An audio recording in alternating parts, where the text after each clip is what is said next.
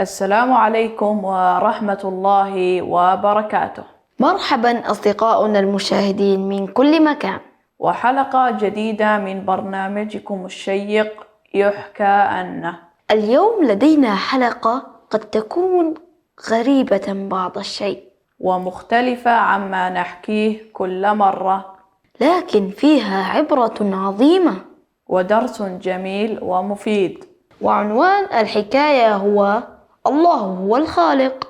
تقول الحكاية أنه كان هنالك 4 رجال، هؤلاء الرجال من الصالحين وكانوا يداومون على الصلوات وفعل الطاعات والابتعاد عن المعاصي. وفي يوم من الأيام قرروا السفر، إلى مدينة من مدن أوروبا، وكانت الرحلة عن طريق البحر، حيث ركبوا سفينة كبيرة من السفن الضخمة التي تجوب البلاد. بمجرد صعودهم على السفينة حان وقت الصلاة، فقام أحدهم فأذن، ثم أقام الصلاة، وصلوا جماعة مع بعضهم البعض، وكانوا يفعلون ذلك في كل صلاة، حتى أصبح الناس يتابعونهم. ويتعجبون من إيمانهم. وأعجب عدد كثير من المسافرين بذلك، لكن كان أحد المسافرين يتابعهم، ويراقب المنظر من بعيد، وكان من بلاد الغرب. ولأول مرة ينظر إلى هذا المنظر. وعندما انتهوا من إحدى الصلوات اقترب منهم وقال: مرحبا يا أصدقاء. ماذا تصنعون؟ ردوا له السلام. وقال أحدهم نحن نصلي. فقال: وما هي الصلاة؟ قال له هي عبادة من العبادات، وهي من أركان الإسلام. فقال مستغربا وما هو الإسلام؟ قال له: هو دين الإسلام الذي أنزله الله عز وجل، أنزله على عباده عبر الأنبياء والرسل، وآخرهم الرسول محمد صلى الله عليه وسلم. فقال: انتظروا قليلا. أولا جاوبوني، لماذا تصلون من الأساس؟ فقال له نحن نصلي لله عز وجل، والله الذي خلقنا ورزقنا، وهو الذي أمرنا بالصلاة له، وأن نسجد له، فنحن نطيع له كل أمر. أجاب الرجل ولكني لا أصدق ذلك. كيف لهذا الكون الكبير إله؟ وأضاف أنا غير مؤمن. رد عليه أحدهم: كيف تقول ذلك؟ وبدا عليه الغضب الشديد، لكن أحدهم قال له: اهدأ.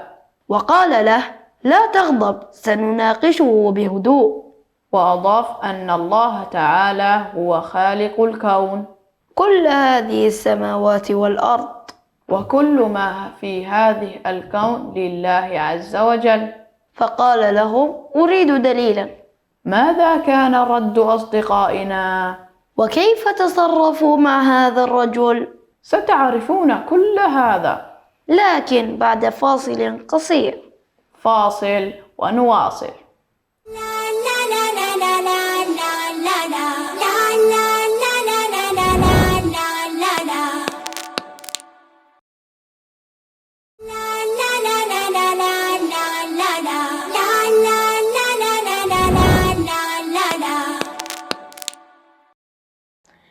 أهلا ومرحبا بكم مجددا يا أصدقاؤنا الأعزاء.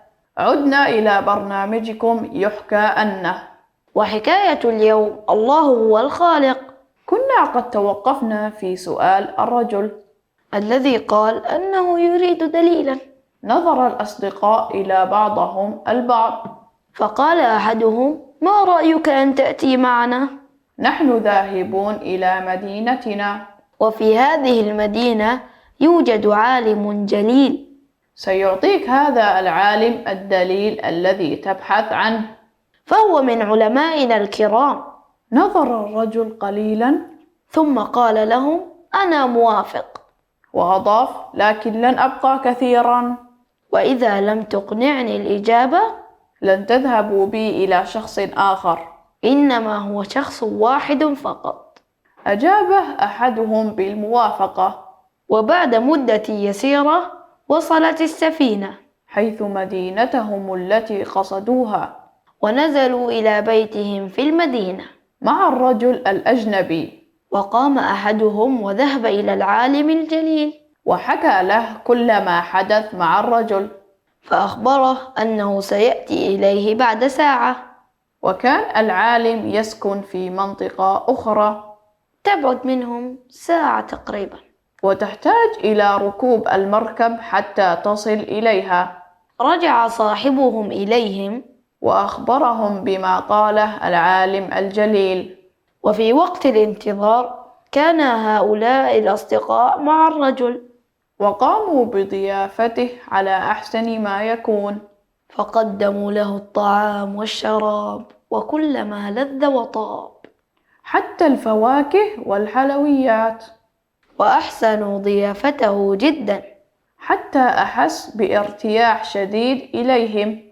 لكن العالم تأخر كثيرا ولم يصل في الوقت المحدد، حتى أن الرجل بدأ بالتململ، لكنه لم يغادر المكان أبدا، لأنه كان يريد أن يعرف كيف سيجاوبه. وفعلا بعد وقت قليل دخل عليهم العالم الجليل، وسلم عليهم جميعا ثم جلس. فنظر إليه الرجل الذي ينكر وجود الله، وقال: لماذا تأخرت علينا أيها العالم؟ ألم يكن بيننا موعد واتفاق؟ ابتسم العالم الجليل ونظر إليهم جميعا، ثم قال: لقد كنت مشغولا في أمر عجيب. قال له الرجل: وما هو؟ أجابه: تحركت إلى منزلي، ووصلت إلى النهر، وكنت بانتظار المركب حتى أعبر إلى الضفة الأخرى، لكن فجأة رأيت ألواح من الخشب بدأت تتجمع وحدها ودون أن يقترب منها أحد، حتى أصبحت مركبا كبيرة، وقام المركب لوحده بحمل البضائع، ثم الناس والحيوانات، وبعد ذلك انطلق بنا، وقام المركب بعبور النهر دون الحاجة إلى من يقوده، ثم وصل إلى الجهة المقابلة، وقام بإنزال البضائع والناس والحيوانات. كل هذا وأنا أنظر متعجبا. ترى كيف حدث هذا؟ فقال الرجل الذي ينكر وجود الله: انتظر أيها العالم الجليل، أنا لا أصدق أي كلمة مما تقول. كيف يمكن أن تتجمع الألواح لوحدها دون أي إنسان أن يقوم بحملها وتركيبها؟ ثم كيف يمكن أن تتحرك في النار بدون أن يقودها أحد؟ حتى البضائع كيف تتحرك؟ ولا يوجد أي عمال يحملونها. هنا نظر العالم الجليل إلى الرجل ثم قال: يا سبحان الله، لم تصدق مركبا صغير يفعل هذا؟ فكيف تصدق أن هذا الكون كله بنجومه وأقماره وشموسه وأفلاكه وكواكبه توجد من غير خالق يخلقها ويدبر أمرها ويجعلها تسير في النظام، يحفظ وجودها دون أي مشاكل، وحتى دون أن تصطدم واحدة بالأخرى، وتعاقب الليل والنهار، واختلاف الفصول والسنين، ونزول الأمطار والثلوج والرياح والأعاصير، كل هذا بدون خالق يخلقها ويدبرها. ثم نظر الرجل طويلا إلى العالم الجليل، ثم نظر إلى الرجال الذين سألهم، ثم قال: لقد صدقت أيها العالم الجليل، ولقد صدقتم أيها الرجال الصالحون، لقد آمنت بالله خالق الكون، وأنا أشكركم لأنكم كنتم سببا في هدايتي. للأسف كل هذا من عمري مضى، لكن لم أتساءل هذه الأسئلة المنطقية، ولم أتدبر في هذا الكون، فهذا الكون بعظمته وضخامته لا بد من أن خالقه رب عظيم وجبار، ثم قال: كيف أصبح مثلكم مؤمنا بالله؟ فعلموه الشهادتين. فقال: أشهد أن لا إله إلا الله وأشهد أن محمدا عبده ورسوله. صلى الله عليه وسلم. فهنأه الجميع وباركوا له. انتهت حكايتنا الجميلة، لكن سيكون معنا ضيف كريم وصديق للبرنامج. مرحبا صديقنا. أهلا وسهلا. عرفنا بنفسك. أنا صديقكم وصديق البرنامج عمر عبد العزيز. ما هي يا عمر الدروس المستفادة؟ من الدروس أن المسلم يفتخر بإسلامه، وماذا أيضا؟ ولا بد أن يواظب على صلواته، تكون بيسر. هل هناك إضافة يا عمر؟ ومن خلال الحكاية رأينا ذكاء العالم. صحيح. فبطريقته وحكمته تناقش مع الرجل. وكيف استخدم ذكاءه وأقنع الرجل؟ لكن ماذا عنكم يا أصدقاء؟ ننتظر تعليقاتكم ومشاركاتكم. وبهذا نكون وصلنا لنهاية حكايتنا لليوم.